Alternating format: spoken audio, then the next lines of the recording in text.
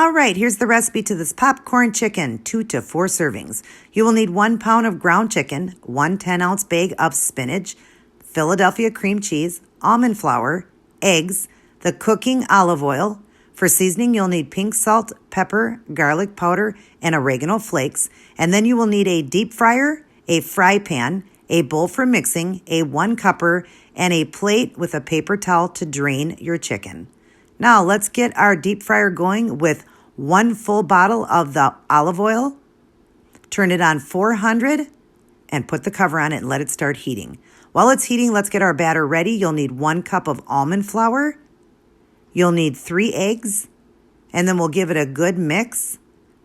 And then let's add over heavily pink salt, light oregano, light garlic powder, and light on the pepper.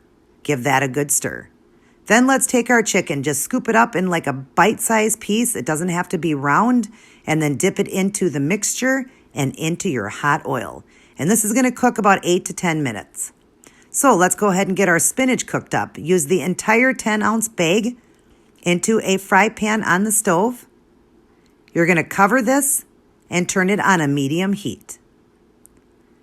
Now while that's cooking, we're just going to be watching everything. Once it's cooked down and it cooks pretty fast, we're going to add a half of a pack of cream cheese.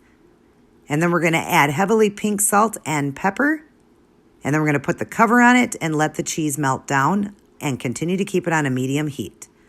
Once it's all melted down, give it a good stir, and that's ready, and so should your chicken be ready.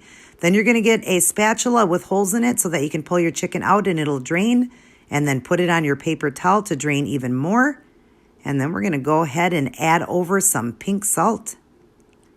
And now it's ready to serve up.